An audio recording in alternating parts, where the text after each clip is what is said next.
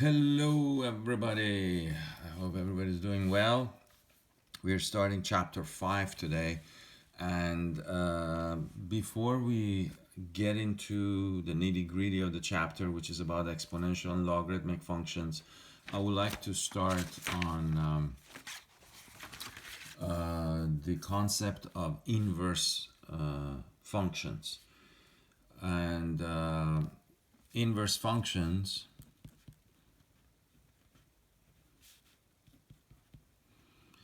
So, for example, if I have an ordered pair, A and B, okay?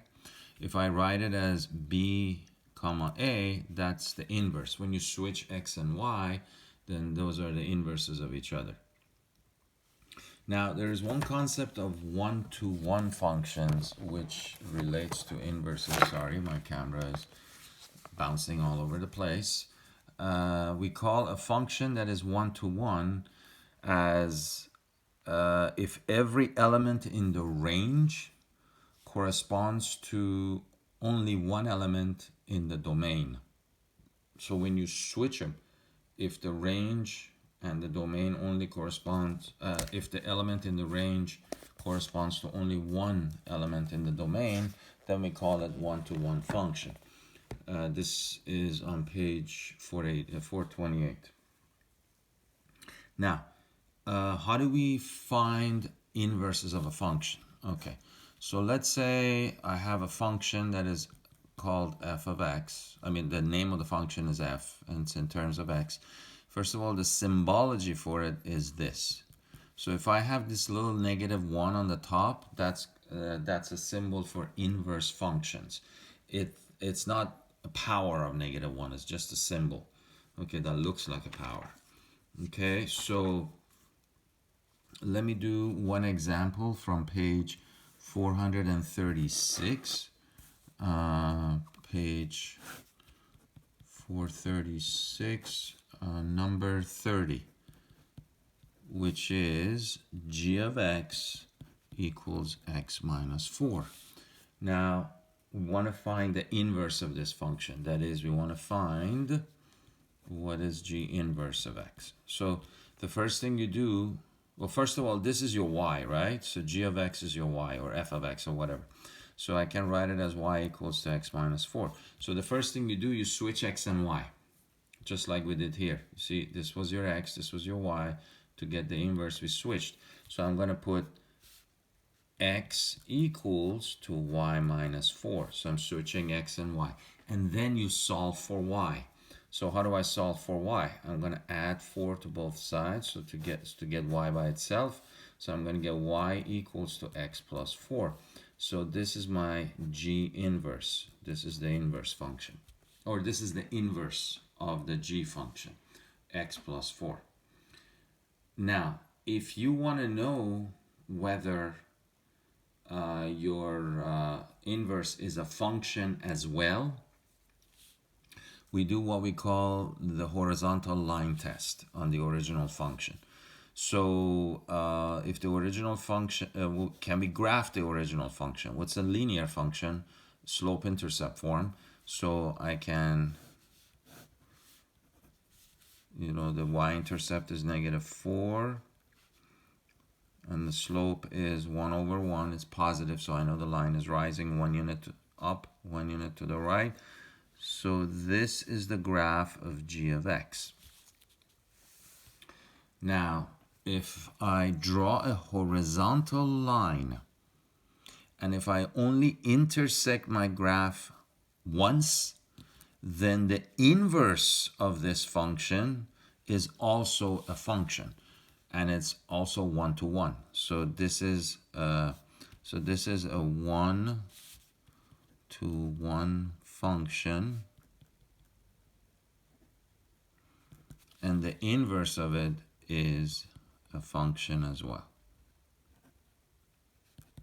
So if I draw the original graph and do a horizontal line test, and my line only intersects the graph once, and no more than once, then the inverse is a function.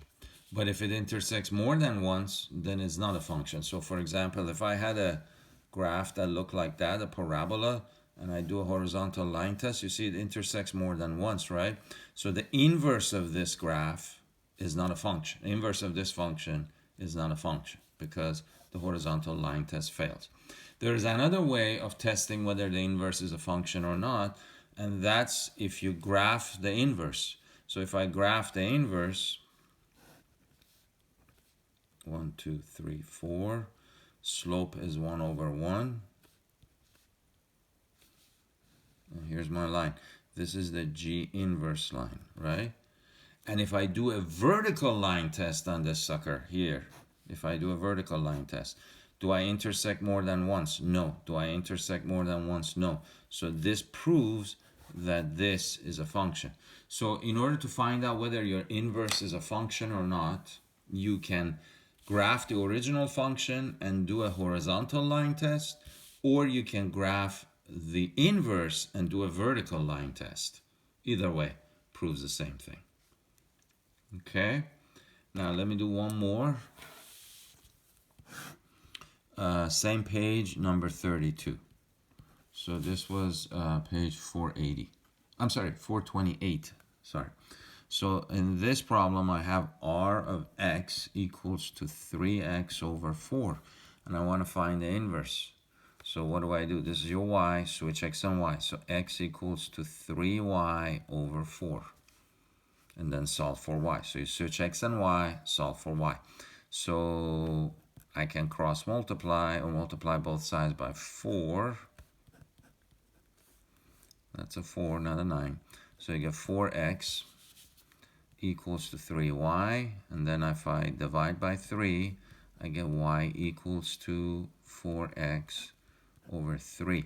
This is my R inverse. This is the inverse. Is it a function? Well, let's see. If I graph the original, let me do it on another piece of paper. If I graph the original, I have r of x equals to 3/4 of x, right? I can, it's the degree is 1, so it's a linear function. If I add a 0 here, that's my y-intercept. It's not there. And then the slope is 3 over 4. 1, 2, 3, rise over run. And there it is. And do a horizontal line test. Do I intersect more than once? Yes. Do I no, sorry.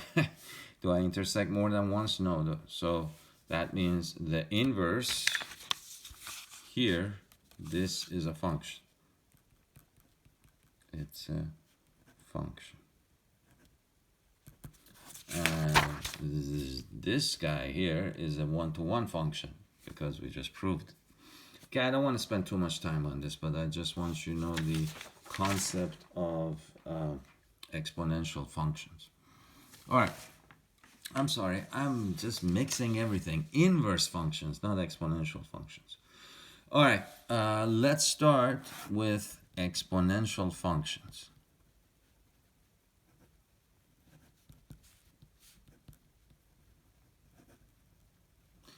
Well, the name says it, exponential functions, and they're usually like this. This is the general form. And we call it exponential because it has an exponent. You see, this is the exponent, that's the base of the exponent. Now we have two types of exponential functions. We have exponential growth, like bacterial growth. It follows exponential. It follows the exponential pattern. When a bacteria is in the right environment with a source of energy or food, it grows exponentially. It's growing, exponential growth. So how do we know if our function is growth, exponential growth? If the base of your exponent is greater than 1. So like a 2 or 3 or 4 or whatever. And the graph, it's like that. It takes off really fast. And we also have exponential decay. I think if I'm not mistaken, carbon dating in archaeology is a form uses the concept of exponential decay because certain elements decay over time. And how do we know we have exponential decay? When the base of your exponent is any number between 0 and 1, such as, let's say, 0.5 or 3/4 or 2/3. Those are all examples of exponential decay, and the graph goes down like that. So let me do a couple of examples real fast. So let's say I have this function, f of x equals to 2 to the power of x minus 1. I'm sorry, let me not do that one. Sorry, I made a boo-boo. Yes, I can make mistakes. All right, so let's say I give you that. It doesn't have an h, it doesn't have a k, so there is no horizontal or vertical shift. The h and the k have the same function, vertical or horizontal shift. What's my b? My b is the base of my exponent. It's 2. So my b is 2, which is greater than 1. Therefore, I'm dealing with exponential growth. What is my a? My a is a 1. So I can write this technically like this. So my a is 1, my b is 2. So I know we have exponential growth. So all I have to do is make a little table and pick some numbers. I usually just pick the 3 easy numbers. Like if x is 0, what is 2 to the power of 0?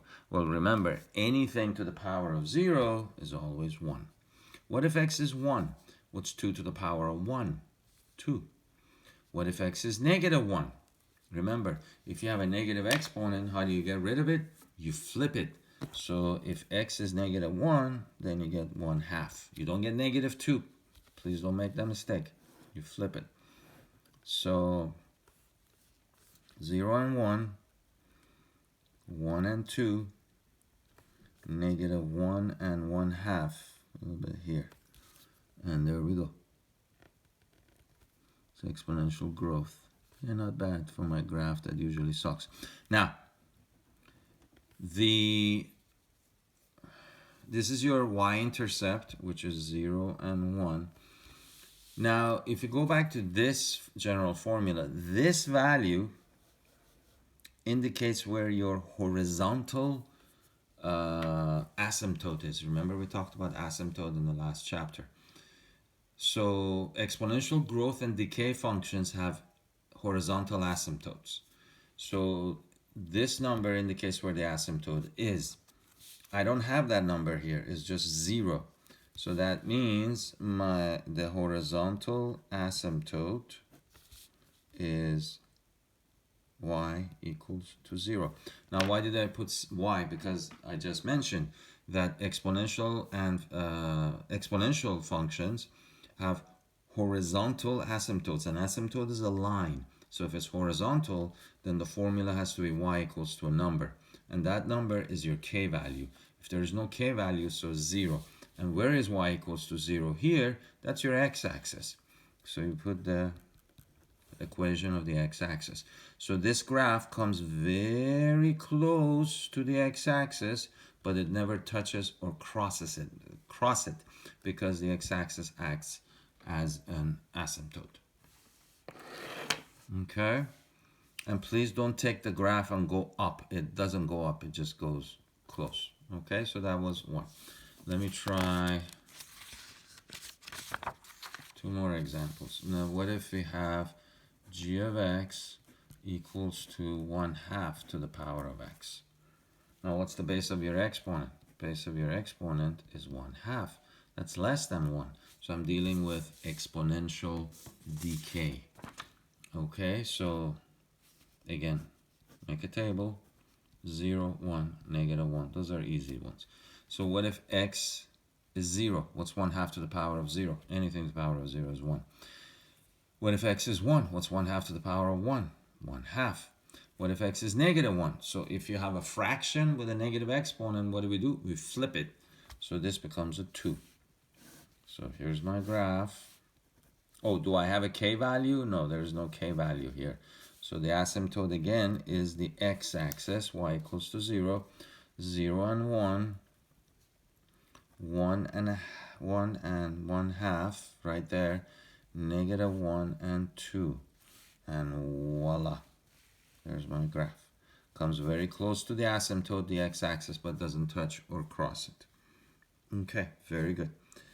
All right, let's talk about one more example. Let's say h of x equals to 2 to the power of x minus 1 plus 2. Okay, what's the base of my exponent? Base, again, is 2, which is greater than 1, so I'm dealing with exponential growth. Let's make a table, but before I do that, do I have an k value? Yes, I do. That's a positive 2. That means everything has been shifted 2 units up because k represents the vertical shift. So I'm going to put right here. So the asymptote is no longer the x-axis, rather that it is y equals to 2, that line, because of this. Everything shifted up 2 units. Okay, so I can use the same numbers. What if x is 0? So 0 minus 1 is negative 1. What's 2 to the power of negative 1? Remember, if it's a negative exponent, you flip it. So that's 1 half. What's 1 half plus 2? 2 and a half. What if x is 1? What's 1 minus 1? 0. What's 2 to the power of 0? 1. 1 plus 2 is 3. What if x is negative 1? Negative 1 minus 1 is negative 2. What's 2 to the power of negative 2? Well, you flip it, right? 2 to the power of negative 2, it's 1 over 2 squared, which is 1/4. And what's 1/4 plus 2? So that's 2 and 1/4. Okay, so let's plot those. So we have 0 and 2 and a half, 1, 2 and a half right there. That's my y-intercept. And then I have 1 and 3. So 1, 2, 3. And I have negative 1 and 2 and 1/4. So 2 and 1/4 is there. I don't touch or cross the asymptote. Oops. And there is my graph, exponential growth with the asymptote at y equals to 2, because 2 is your k. It's a vertical shift. Everything went up. Are we okay? I hope so. Okay. So now, what if I give you exponential equations? Such as this.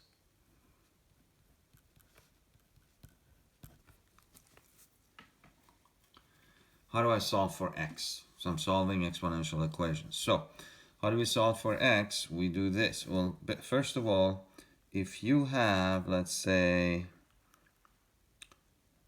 a equals to x and a equals to y, if you have two exponential quantity that have the same base, you can just forget about the bases and set the exponents equal to each other.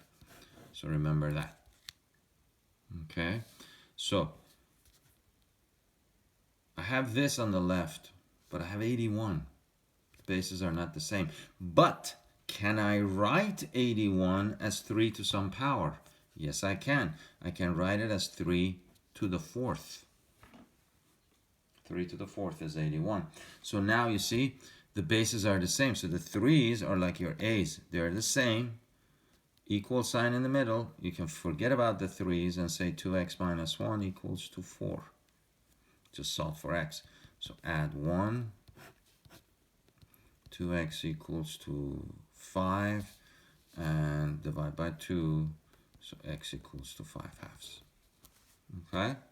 So make the bases look the same. I'll give you one last example before we end this part of the video. What if we have this?